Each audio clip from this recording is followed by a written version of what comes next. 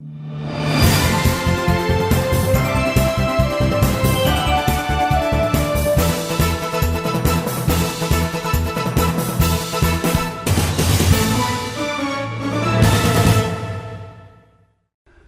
my dear folks. Welcome to the East-West Show. My name is Jack Chow with G&E TV, a huge umbrella that we have a TV, radio, and everything, even the smartphone app. Everywhere you go, as long as you have a few fingers, you can see us. Right. Now, we pay attention to our political life too, as we, for the past 1 week, talking about culture exchange.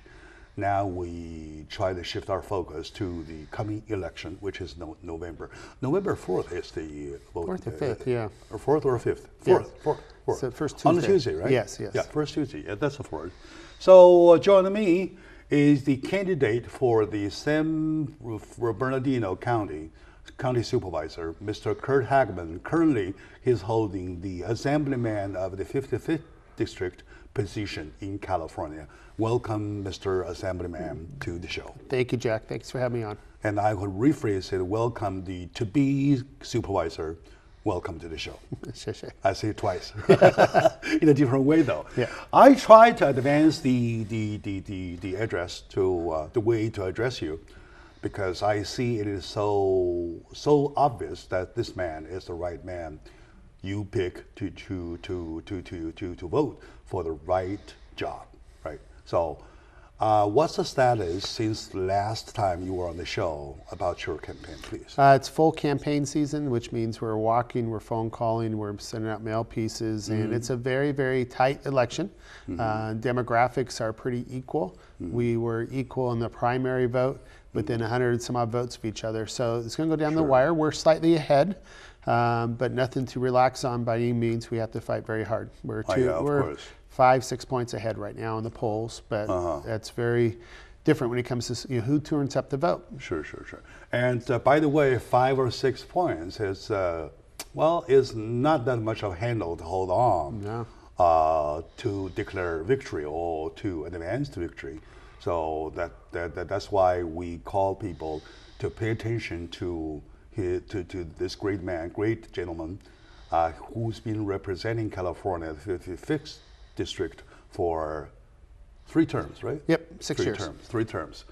Well, thanks to the term out rules, otherwise you will be still working. I see lots of instances like that. People kind of ready to go forward for something bigger, and then there's still time they encounter to the term out thing, quote unquote, right? Anyway, to term out is not a bad thing, because there is always a better job for the better man. So for San Bernardino County is a huge area. Oh, how big is San Bernardino County? It's the largest geographical area in the United States for a county. I see. And it's the 5th largest county in California, population-wise. So geographically, it's the largest. It's the largest, right? To the west end, starting where? Chino Hills, the west Chino end, Hills to Nevada, basically. Oh, I see. Right up to Las Vegas. All right. So, that whole area, what you see is kind of like more vacant land than anywhere else, right? Correct. And it has the big airport, much bigger than Burbank, isn't it? Oh yeah, Ontario Airport. It has potential to be a very large airport with 4 terminals. Right now they have 2 large terminals, but it could be 4 very easily. And we want to push that to be international very quickly. And also there are lots of commercial structures that also ways to be expanded further, either eastbound or northbound, even southbound. So altogether, you see a piece of huge piece of land that calls lots of development. No, absolutely. It's the economic engine for California for the future, just because there is open space land near the population sources. So in the west end, the part of the county that I'm running for, which includes Chino Hills, Ontario, Montclair, and Upland, is 1/5 of the population of all San Bernardino County in those 5 cities. All right. Very small geographically compared to the rest of the county, but high population. That is where the wealth's moving to. That is where the business is moving to, from LA and Orange counties and Riverside counties, is all kind of that area. because it's right next door to the border. In fact, Chino Hills is the second highest income in California, average income, right behind Yorba Linda. Yorba Linda is. Yorba Linda is number one. The Newport Beach is number 3. You know, so you go through. People think about the Inland Empire as something different. Yes, there's a lot of opportunities in the Inland Empire, and that's what I want to promote is the business side of that, especially with our international partners and want to do trade. Ontario Airport's the largest UPS hub on the western United States, and so there's a lot of logistic areas too. All right, okay. Compared to other areas, for example, Los Angeles County, right? So you see more rooms of expanding, more room of development towards the future. Am I right? Correct. And if you have a vision, it could be the place to do business in California and the western United States. Sure. And of course, I know you are one of the visionaries that I admire, and among my audiences, lots of them are entrepreneurs, business entrepreneurs. They do have the vision too to see where it's going to be expanded fast and vast, right? Not only fast, but vast. Well, so this is the fact. This is a fact. So, to be a supervisor, to hold one seat of the 5 that governs the whole area, what have you prepared yourself? Well, I think I have unique experiences in life that I have both government, from being a council member, a mayor, and now the Republican leader for the state for 6 years. And also the private sector. So I have 4 companies of my own. So I know what it's like to actually do work in the private sector and to create jobs and to compete. And that's what a lot of my colleagues, and in fact my opponent, does not have any private sector experience. Most of them have only had government jobs their whole life, and they don't understand what it's like to do business. Yeah, like you mentioned last time on the show, most of them, a great part of them, have never cut a paycheck to the employees. Meaning that they are not experienced as managing something. Correct. Right. Yeah, and they have, when you don't have that practical experience of doing business, sometimes you become too ideological and you make things where you basically make it too hard for business to do well here. Exactly. This is the one aspect. On the other, though, I'm talking about concept, business concept, though. When you were mayor of the city of Chino Hills, you performed quite so well, and some of the legacies were still being carried forward in the city. And can you name some of those? Because the reason I'm picking up the old calendar, though, is that we do need some of that as business concept, basic concept, to handle our business in a situation like we have pressures from all directions, and this is it. Do it your way, right? In that kind of thing. So. Yeah, I think it's important for the viewers to know what a county supervisor does. The county supervisor is like a mayor of multiple cities. So that's what I was when I was a mayor of the city of Chino Hills. Is for years we're trying to get an economic base to support our city residents. We're mostly residential. So we had to be very creative and propose new property tax splits with the county, as well as rezoning issues so I could build a new civic center, a new community park. That's on the public side. On the private side, we got to build 2 big malls, the Chino Hills Commons and the Chino Hills Shops. And knowing that those businesses and having restaurants and to be able to have the daytime business to support the restaurants, to bring that income and bring synergy to our city, was the balance that we had to strike to get our public needs to balance with the private needs to make that happen.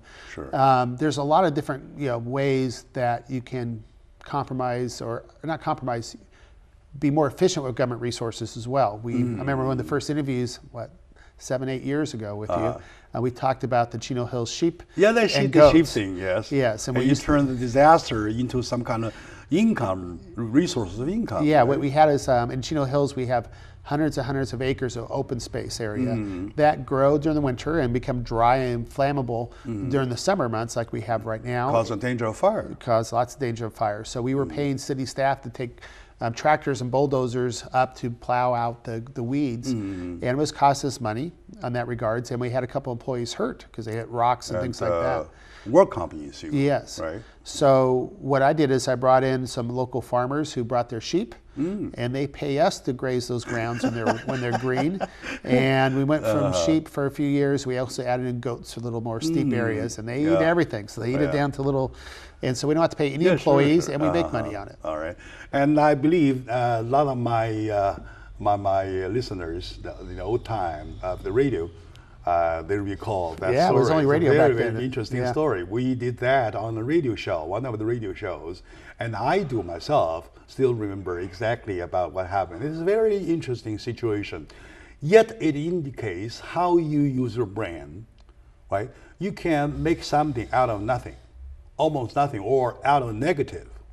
Right? This is the whole case. This whole case is that you're making a huge problem of paying out, facing lots of work comp into a resource of income. Right. And better job, frankly. These sheep and goats do a much better job, and they're entertaining as well. Yeah, they fertilize the land, of course. They do, and my personal house backs up to some of this open space, and it's very nice at night. You have your windows open, and you hear this going on the whole time. A little bells. Does a little complain about it? No, it's fun, and you get, the kids stop by and go look at them because they come. But they complain in a funny way, in a friendly way, right? Yes, in a friendly way, and that's very important. That's very important. Even though we grab that example in almost a joking way, but seriously, there is the business concept in there, right? Well, that's the point, is we talk about where your roots are from. I think you would do very well in government too, Jack, because you're a business person. But you look, government is a business, but a very large business. Use, instead of making resources, we use the taxes as our income. Sure. And it's how you spend those and how you allocate those resources to get some kind of return on it. And most government officials, most electeds, and most city and county staff don't have that private sector background, so they don't think like that. They don't think efficiently. They don't think outside the box. Exactly. And so to have that point of view come in, I think it's very important for any government level. In this particular race, there has been a 3-2 pro-business board for the last 40 years. This election, there'll be 2 and 2. My seat will decide if it stays pro-business or goes pro-big government and union. I see. If I lose. So it's a very, very pivotal place for San Bernardino County's future. The way I see it is that we're going, this is why I see the two are going different ways, right? One is that we probably focus on the own land, own people, trying to resolve the situation by using applying some new concept. Or otherwise we're following the old rules and rely on the government, which has no money at all at this very moment, almost broke, right? So it's a very decisive, serious moment for you to cast your vote about who to pick. Let's take a short moment out. When we come back, we will probably be focusing on, as for the second segment, about still the concept area to see if there's anything can be done without using too much or relying on too much of the government resources, which is so limited. Stay with us. We'll be right back.